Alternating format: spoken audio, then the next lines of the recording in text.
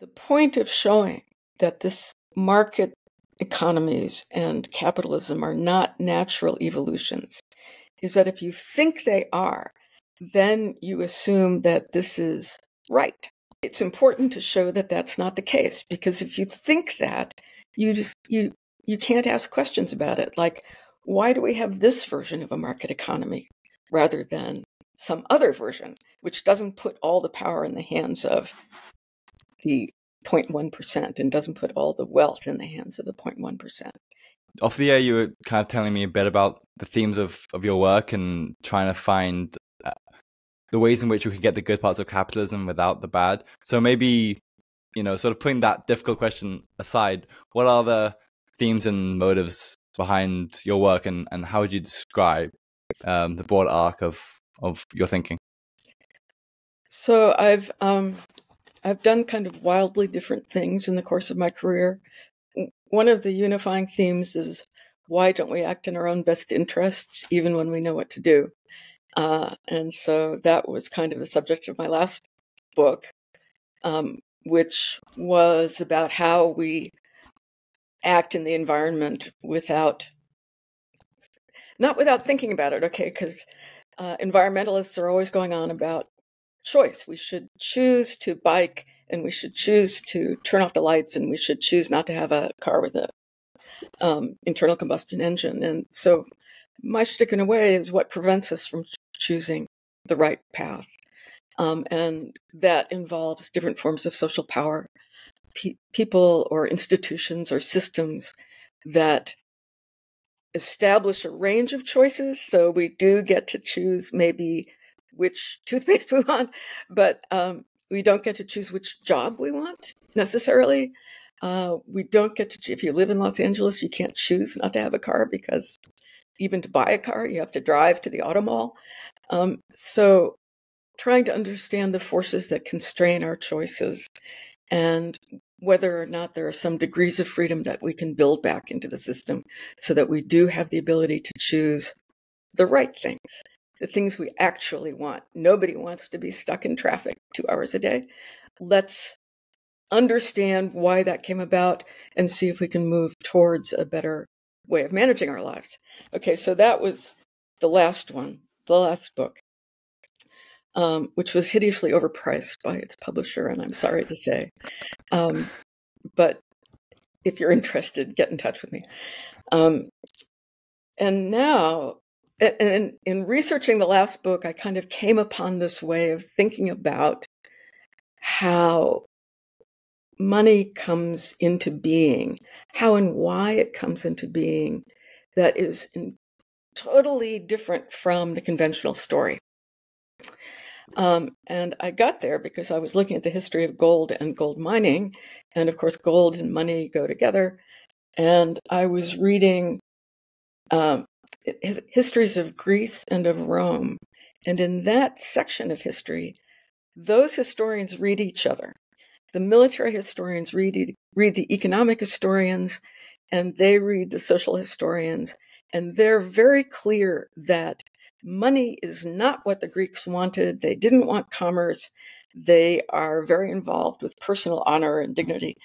And it was only when they started doing imperial wars, territorial wars, that they needed money in order to make the thing work.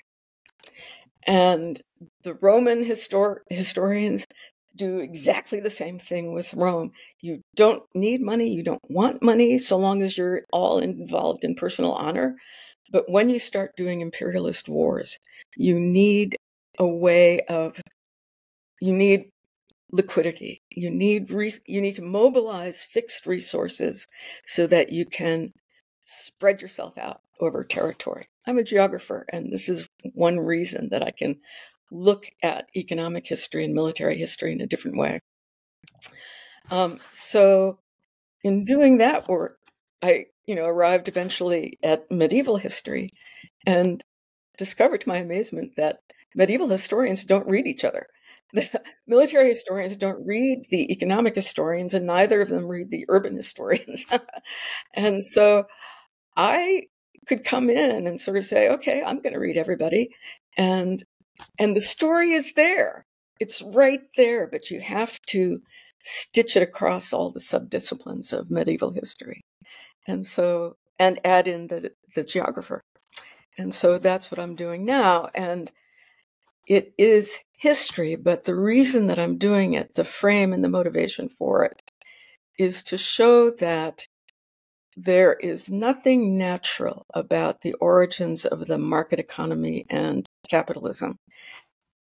The market economy did not just grow up out of generations of anonymous people pursuing their own individual interests and making their own individual choices.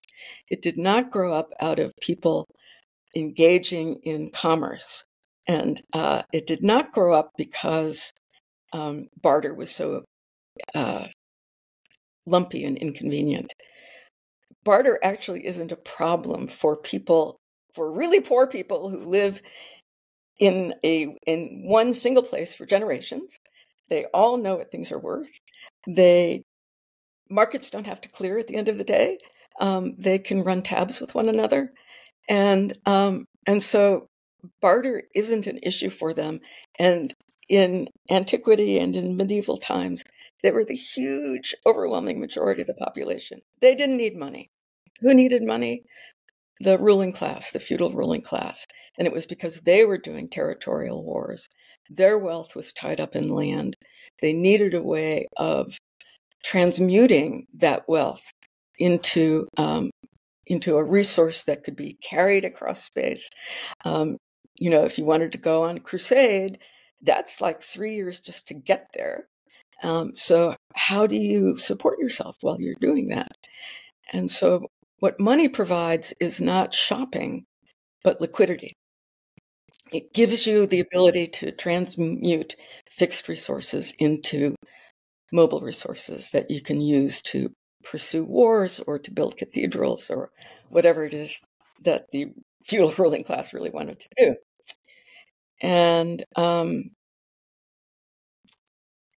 so in order to get money, they needed to develop markets. And in order to have markets, they needed to develop towns. And so the ruling people, the kings, the bishops, the abbots, the big deal lords, founded towns. They said, here is going to be a town, and it will have a market. And almost all the market towns in England, in medieval England, were founded by some ruling class guy. So that came as a surprise to me because I hadn't read the urban history, and it just completely opened up the whole possibility of the argument. Yeah, go on. Well, I just wanted to comment on that beautiful introduction on the themes that I'm seeing, which is that, you talked first about the incentives in the world that we're in, right? That are kind of thrown at us and we have to take on. And so we have some choice, like we can choose to buy which car to buy, but and like if you're in places like America, you kind of have to drive a car though. So what exactly is the choice? But then going even further, stepping further back, things like the nature of money itself, the nature of markets, and then even there you talk about medieval England, even the nature of towns, the things that we take so for granted, though this is just the thing that evolved and came out, but then wait, that's actually in a way kind of artificial. And they're all interrelated. So actually from looking at some of your work and from what you say there and others, the creation of and use of gold as money, you say with the Greeks, it's, to me, it sounded a bit like they created it and they were like, let's see what happens here. And then they're like, wait, whoa, this is having strange unintended consequences, changing society in loads of ways, right? Interesting. Mm-hmm. And a fun fact about that is that the first gold coins, which all the normal historians of money say, these are gold discs that have a stamp on them. And they start out in Lydia in Western Anatolia and eventually fetch up in Greece. And they look like coins. And so everybody assumes that they're money, but actually they're not. They are stamped with the personal seals of big men who are vying for power. before the advent of the city-states. So even what looks like coins is not necessarily money. So what were those used for, if not Well, money? they were used in gift exchange circuits. So the genealogy of coinage is not economic, it's political. They're trying to acquire allies and cement relationships with their followers and with other people. And so they give away gold objects of various sorts and of various levels of value. And one of these objects that they give away are these gold discs stamped with their personal seal. This is me, and I give you gold. What could be nicer? Right. But that was kind of a diversion. What I wanted to go back to is the point of showing that that market economies and capitalism are not natural evolutions is that if you think they are, then you assume that this is right. This is, nobody specifically wanted it, but coming together, we all somehow jointly created it over the eons. And it must be the best way of doing things. It must be the optimal way. Markets based on private property and very closely held private property must be the right thing, because that's what happened in the same way that horses evolved from little creatures. And it's important to show that that's not the case, because if you think that, you can't ask questions about it. Like, why do we have this version of a market economy rather than some other version, which doesn't put all the power in the hands of the 0.1% and doesn't put all the wealth in the hands of the 0.1%? Is there some, can we ask questions about where this all came from that shows us that it didn't have to be that way? Does that give us some leverage in thinking about how we could change things? Not that the change is going to be easy, but it's at least puts the questions on the table. That's what I'm after. Well, I would like to dig in a bit into the way in which free markets, they couldn't have exist by themselves, and that they're not a natural thing. Because I am, in one way, I kind of like, free market thinkers who talk about how maybe free markets are they are just freedom of individuals, and and that's why it's so natural. Like, if there are no structures, and that's a weird if, if there are no governance structures, if people were just doing things by themselves, maybe markets would just form. And so would you be able to pick apart that narrative? Maybe you mentioned things like why barter and the origin story of money maybe doesn't work. So maybe touch on those. Well, part of the trick here is that once the lords set up their towns and markets, they do, sort of grow on their own, under their own steam, because you have all these people who live in towns, they don't grow their own food. And not only did the lords found these markets, found these towns, but they recruited people to them. So they provided the populations initially. And so there's nothing natural about the starting point. It becomes natural over time because people do come together and cluster in these places and sell things to each other. So, and that's fine. That's great. But it's not how it started, and it's not why it started. It wasn't that everybody wanted to shop. It was that other avenues of making a living were getting increasingly difficult. And it was because the lords were setting in train.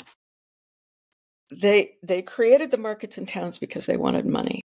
And they didn't necessarily want to create a urban bourgeoisie that would eventually sort of replace them as the ruling class. But so history is a mass of unintended consequences in a way. And I was surprised by this whole thing. And it sort of turned things on their heads for me. Like, normally we think you want to go to market and exchange things. That's what humans do, per Adam Smith.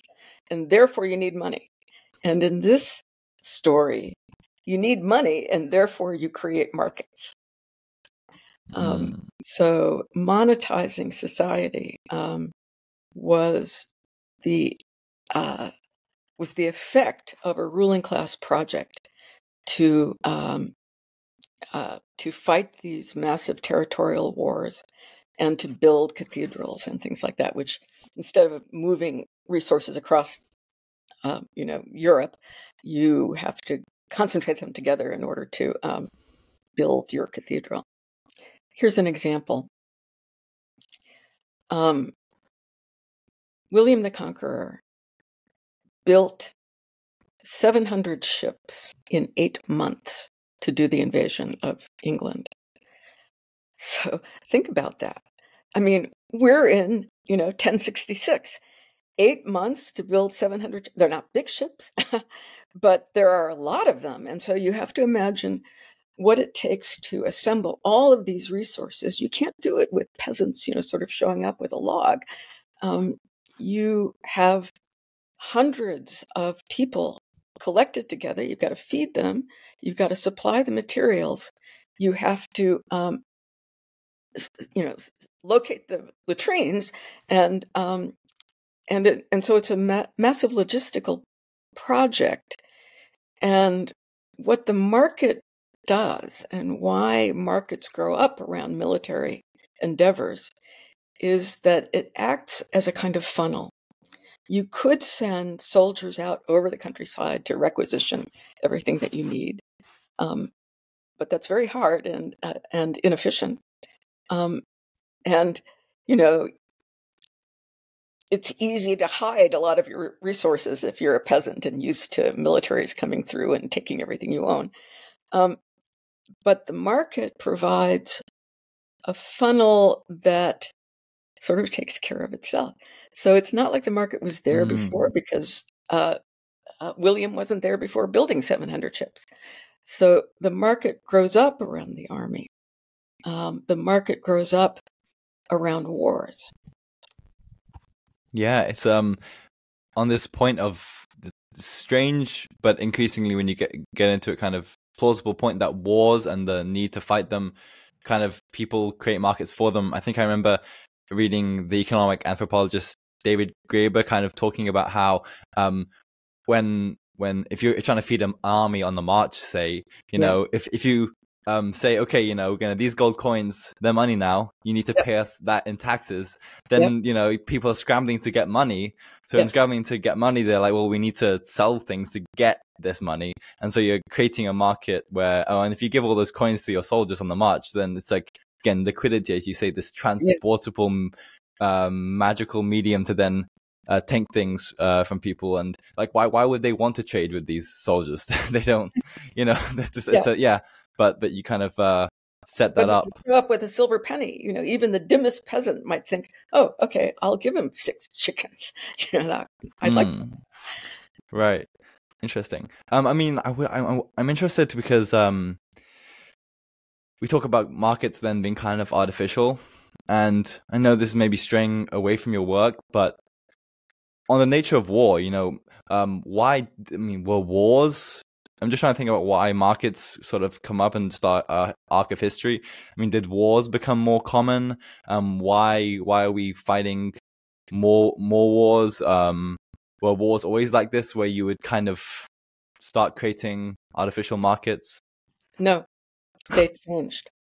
Okay, so to go back to Greece, the kind of wars in the pre-classical era that were fought by farmer soldiers who would arm themselves.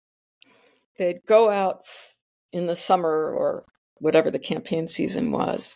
They'd fight maybe one pitched battle against the neighboring crowd.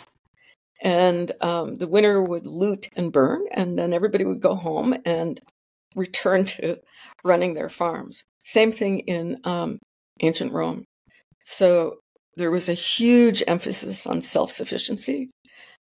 Even this, there was a huge emphasis on self-sufficiency. Okay, when you're doing imperial wars, wars over territory, You can't have this kind of self-sufficient warrior who goes out for the campaign and then goes home. You have legions stationed on the frontier. You have a navy that has to be maintained, a navy that has 40,000 rowers. In Athens' navy had 40,000 rowers. So you need to provision them. You need to finance the building of the ships. It's no longer the case that the local aristocrats can come up with the resources to create 200 ships. So it's not so much that the markets are artificial, it's that they're created for a specific reason, and that reason has to do with the projects of the ruling class. If you didn't have that project, you might get markets and money eventually, but not then and not for those reasons. And that struck me as a really big deal. Yeah. So wars kind of, and not just wars, but I guess the people in control are kind of using, and because so related, I was reading an article you talk about why gold is valuable and the nature of gold as money, and how that kind of can be used as like over time, it like suddenly you have like a very small minority of people that collate all the gold, but then in times of war that gets distributed. So how does that relate, that story of gold as money and why that's valuable, and the changing nature of war and the projects of the people with all the money and all the gold? So, gold is very scarce in nature. And so for most of history, only a few people had access to it, the powerful people. The earliest known graves with gold objects in them were from 5000 BC, the Varna people in what is now Bulgaria. And the really elite graves have like tons of gold, well, kilos, okay, 1.5 kilos, 2 kilos of gold. So this incredibly scarce thing is concentrated in the dead hands of a very small number of people. And indeed, you've gone to rather a lot of bother to get the gold. And what you do with it is you bury it in the ground. Okay, so this is a purely ruling class kind of thing. And that continues through much of history, for a lot of history. Gold is held by this very small ruling class. And laws are passed to make sure that ordinary people don't have gold. Sumptuary laws, like you can't dress a certain way, and you can't decorate your house in a certain way, and you can't have gold-rimmed, glasses in your house. And so that's a way of setting the ruling class apart. It's very visible. The gold circulates within the ruling class in gift exchanges, like we talked about before, but it does not spill over to ordinary people. And if you're wearing gold, then, I can see you are a member of my ruling class, and that makes everything very easy. And it works quite effectively as a way of bonding us all together so we can oppress the masses. But sometimes, and wars are a really good example of this, the gold needs to circulate in order to do its work.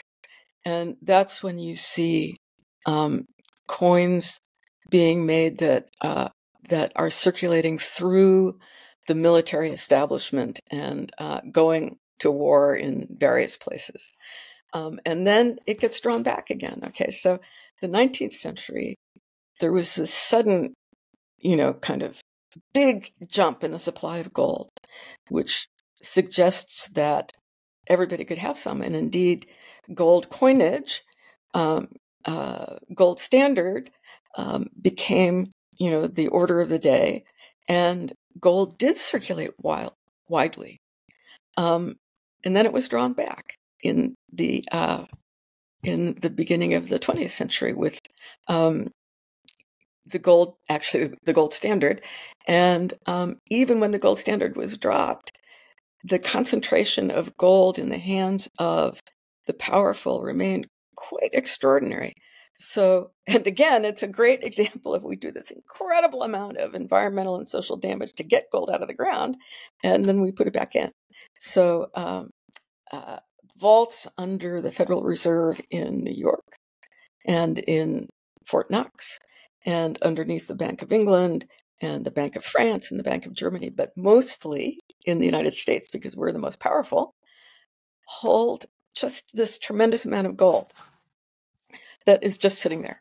Okay, so it was in circulation, and now it's not. It's sequestered, and that helps stabilize its value. There are other ways of using it. Other people, use it in jewelry, as do we. But there's a really good question about why we need all of this gold sitting around underground, since we no longer have a gold standard. Mm. Although when Trump is elected, we may get one, which would be a really bad idea. Okay, interesting. Well, we'll get into that maybe. But one thing is that it's on the there's a tension here. It seems to me, because on the one hand, when gold gets used more like this, and rather than just being used in gift exchanges amongst the already the nobility of society, and it starts getting distributed to others, in a way you could argue that's maybe a good thing for everyone. Maybe that's beneficial. Now there's a kind of a leveling of those societal hierarchies, if you think those are bad, or but then would you then maybe say that that gold though is kind of being used in a manipulative fashion, if there are these cycles where then the gold gets used more and gets sort of sucked back up, so is that circulation then, whilst on a short-term level, maybe when it's being circulated it seems good, but then what do you think about that tension of hierarchy in society being kind of leveled, and even it's strange that it seem at the moment that's less so in society, and we think the American dream is that we can move up, and that those don't exist. So is there anything to say about these tensions? A couple of things, I guess. One is that when gold is circulating more generally, very few people have a lot of it. So, you might have a gold coin, but actually they're not that useful for shopping because they're too high value. So mostly you use your silver. And the second thing is that there's a way in which, the feudal ruling class's wealth was land, right? And the story that I'm trying to tell about the development of market economies is that money becomes a growing alternative to land as wealth. And you can sort of project this forward and say that the ruling class in early modern and modern society looked at gold as an asset, as wealth, and nobody else had it. When it starts to be used as money, then more and more people have it, but it doesn't make them rich. The people who have wealth and assets, could be gold, could be real estate, could be equities and debt, don't need the gold for money, and they have plenty of jewelry and bling. So the fact that it's circulating, that everybody can have gold jewelry, a gold wedding ring, isn't a challenge anymore to their power and authority. In fact, they demonstrate their power and authority in different ways. Lots of bling, but also these yachts that are so big that they can't be gotten out of the place where they were built, and in all sorts of subtle ways, like buying elections. So societies change, and how gold works and why it works that way changes also. Interesting. Because in a way, sometimes if you think about the fact that money and gold, it's the same in one way it's the same substance as the richest in society versus the poorest, but then those poorest, it's almost a necessity for them. Like, as markets are created, they need it to survive and stuff. So I mean, that's maybe even a tension I think about maybe in our modern society, right, where money can be a great thing, as economists will espouse, that it's tradable thing which everyone can accept, but it's a weird thing too, because lack of it can mean, almost death, right? Especially if money starts replacing like inherent social ties and things. Yeah, so it becomes even more important. So in the feudal period, quite early on, rents were paid in kind, as we all know. So if I'm a peasant, I owe you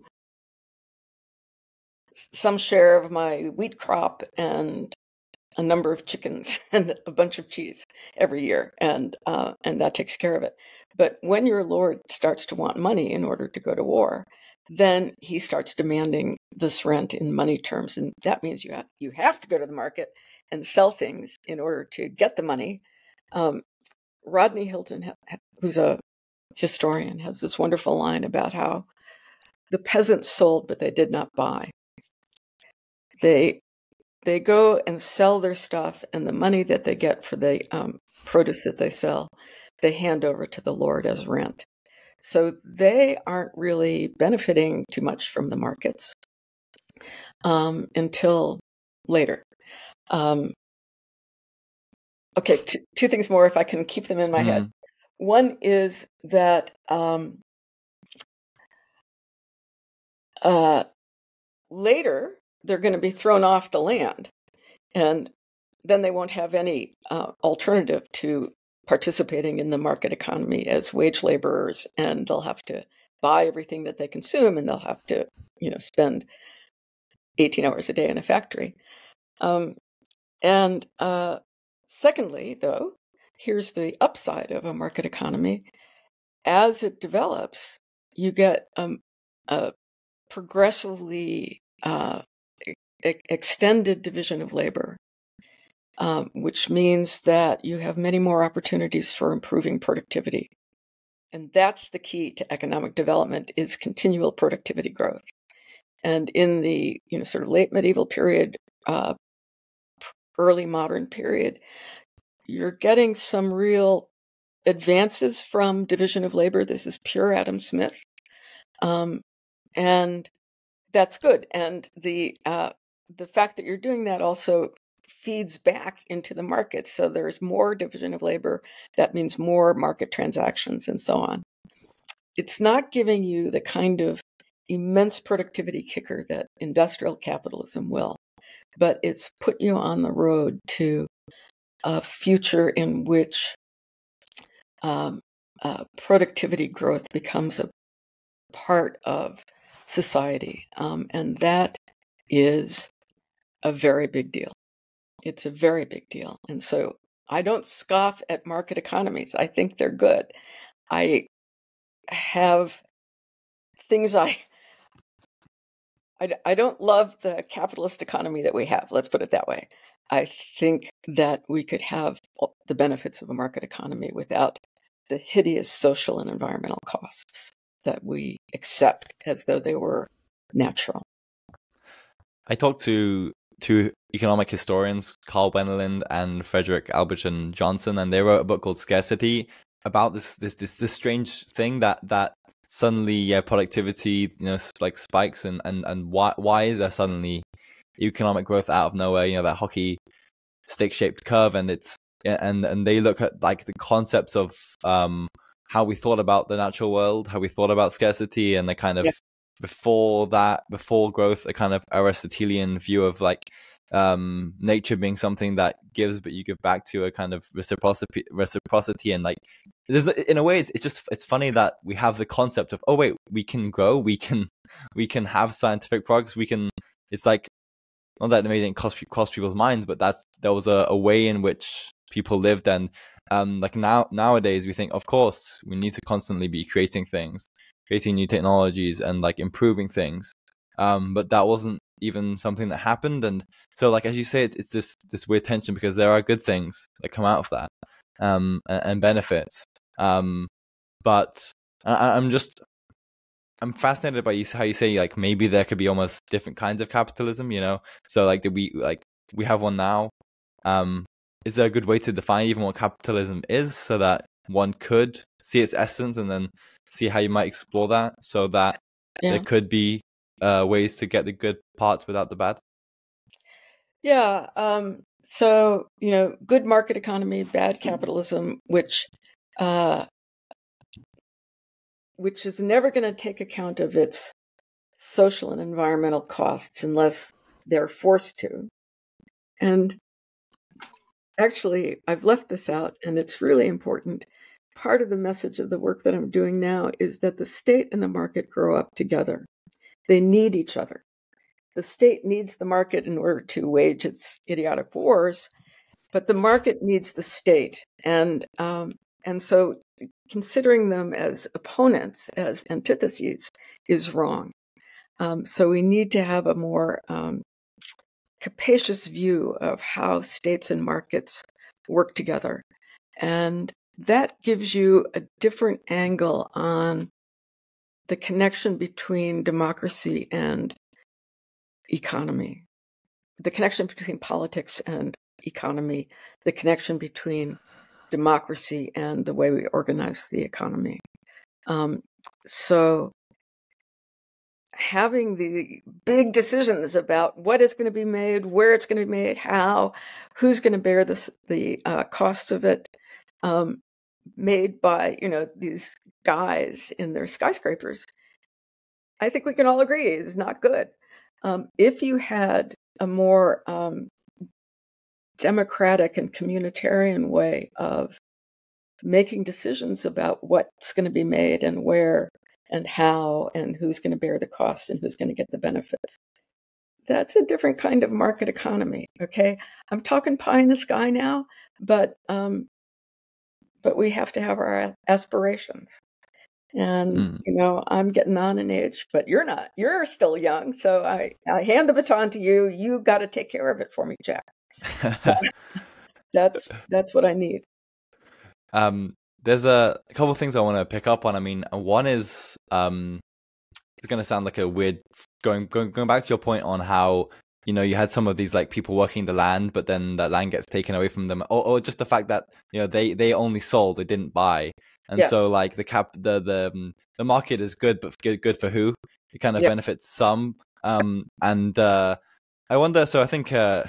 Again, bringing back David Graeber, this economic anthropologist, he wrote a book called Bullshit Jobs about kind of about how the jobs we do, like sometimes they kind of they perform, it's no purpose, or like what are we actually doing in them, and it makes me, but we kind of have to do them as well, and work is necessity, and this is it sounds kind of extreme, but sometimes he talks about how again, thinking back to the choices we do and don't have, right? We can choose which car to buy, but not that we need a car sometimes. Like he brings up about how he thinks, people like Aristotle, to see our wage labor, how would that be different from something like slavery, and that you kind of have to do it. And so sometimes, so I'm just interested in what you think about that, like that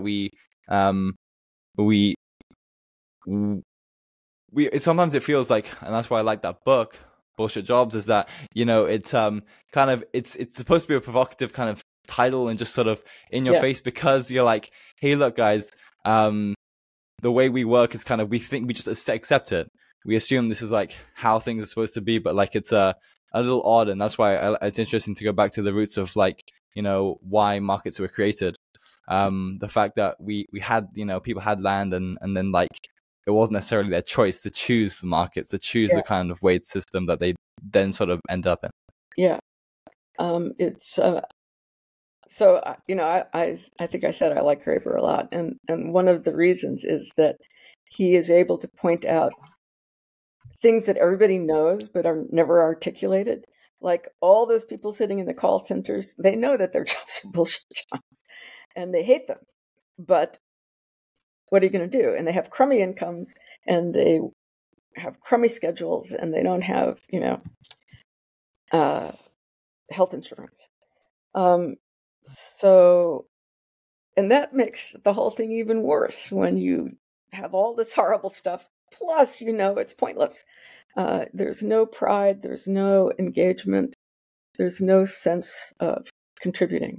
That's the kind of existential problem of bullshit jobs. And so I love the way he does things like that. And I, in my own small way, I'm trying to do the same thing. We all know that war is there. We don't link it with the origins of the market economy. We don't see that in feudal times there was a war economy that developed in a particular way because of who was creating it. And we don't think about how, and this is something that Graeber is great on, how social power enters into creating the range of choices that we have, creating the life chances that we have, creating the environmental conditions that we live in. We don't think about that. Nobody really wants to talk about it, except for a few, crazy radicals. So one thing I wanted to ask about is almost to bring our discussion to like the local modern day, which is that, I mean, I find it weird that, especially with like social media and increasingly, these increasingly interconnected in a way through the internet and things, and you have more and more connections with the world, but then like we have all these amazing technologies, the internet, and yet we're kind of disconnected from how they're created, like the intense server farms that need to go on, the factories that so it's like as it gets out of the grid, and so we're going to have to build more and more generators in order to right well yeah and as it gets the more seamless it is to buy things, straight from your home, so that you never even need to leave, and all the technologies and like the entertainment you can get. The more that happens, the greater the industrial scale that you, and the more enormous the technological innovations need to be. But to you as an individual that recedes, so there's like a kind of weird tension where you kind of never need to see the kind of capitalistic kind of complexes that form in society. Exactly. You never have to see how things are made. The cloud seems to be actually cloud-like, but the real material presence of it and the resource consumption of it is fantastic, right?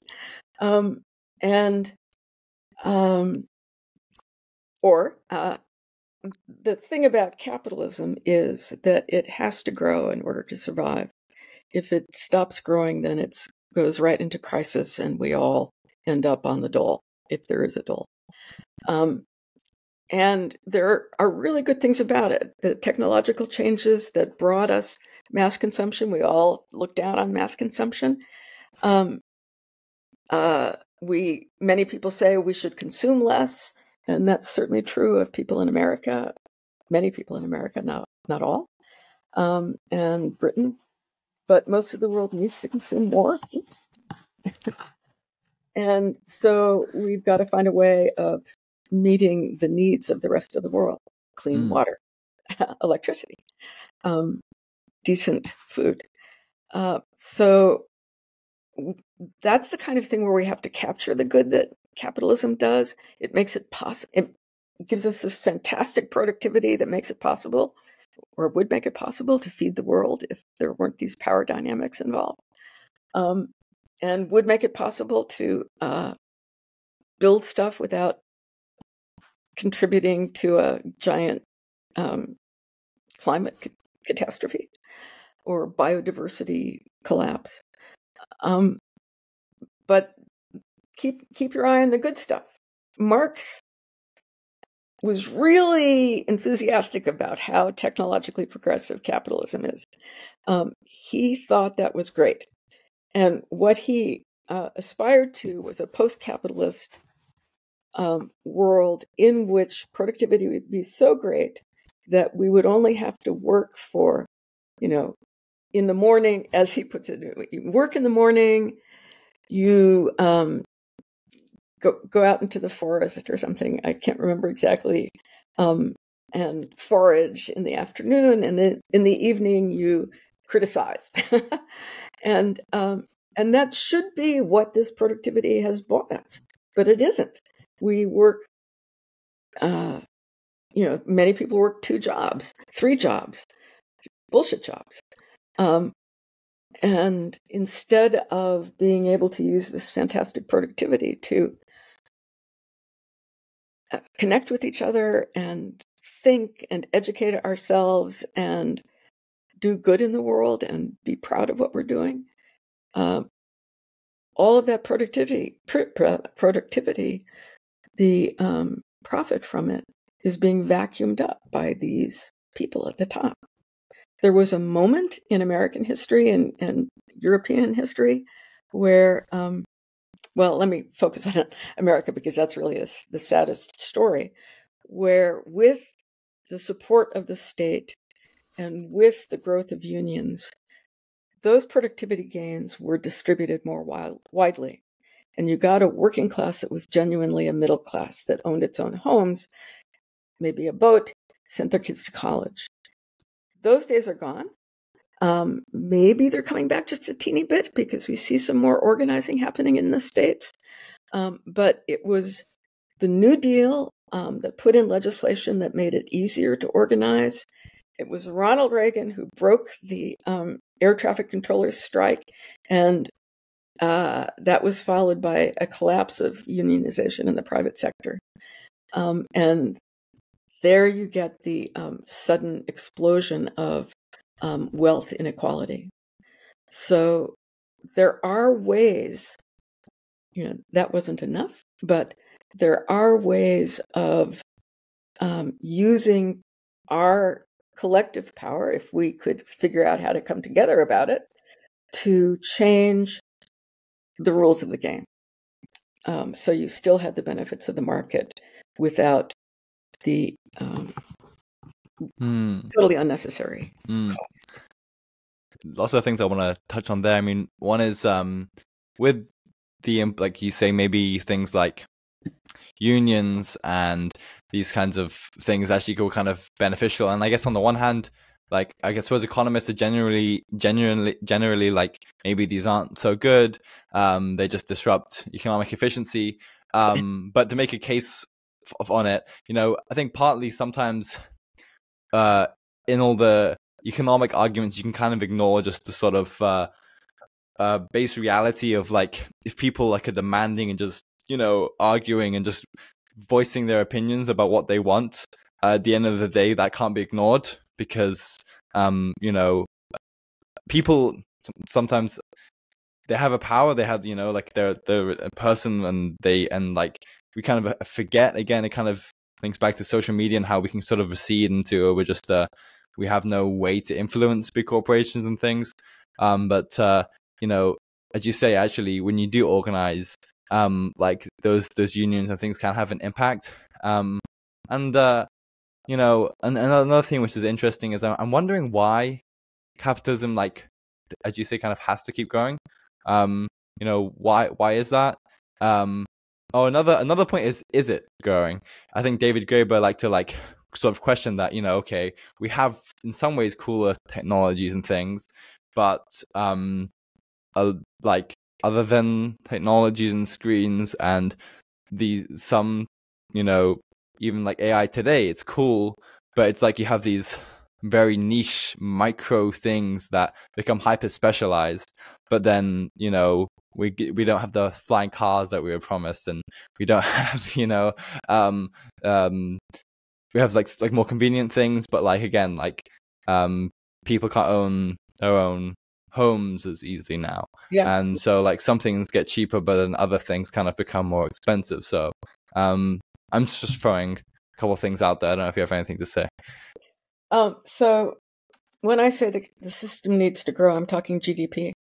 It needs to continually generate more consumption and continually generate more product in order to sell it. And the deep reasons for that have to do with competition.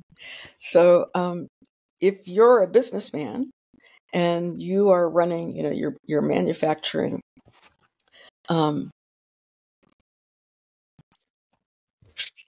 semiconductor chips, you need to keep investing in new technologies that are more productive in order to stay in business. So, a semiconductor plant now costs like $10 billion to build. And that means you need to sell billions of the things. Otherwise, they'll be really expensive and nobody will be able to afford the products that they're in. And if Intel builds such a plant, then, their competitors have to do the same thing because Intel's chips will be better. Probably Intel is not the very best example right now, but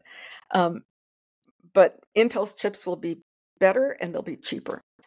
And so producer number 2 is going to get squashed.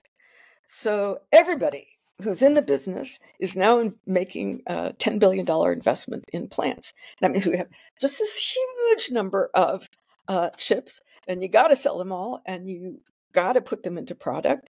And then at the end of the day, that cycle repeats. So the next generation of chip plants is going to be 15 billion or 20 billion, and they'll be even more productive, and we'll have more stuff. It can't stop, and it can't control the kinds of... Okay, you can't stop, right? You can't say, this is enough. A $10 billion plant is fine. Let's just call a halt to the rat race here and make the same number of chips. This is the flaw in the argument about steady state economics that many environmentalists propose. If you've got a capitalist system, and I think we will for a while, you can't do steady state or even reduced growth. And as I say, most people on Earth need more rather than less. So the kind of underlying dynamics of the system require perpetual growth. And you can see, when people track GDP and get alarmed if there's no GDP growth, like only 0.2% this quarter, people get upset, and the stock market is affected because the people who really have a lot invested in stocks know that no growth means no growth in profits. It means you're going to kind of dwindle and fade. So even the rich guys, even the power structure, they don't have total freedom of choice. They have to keep doing what they're doing and amping it up and amping it up.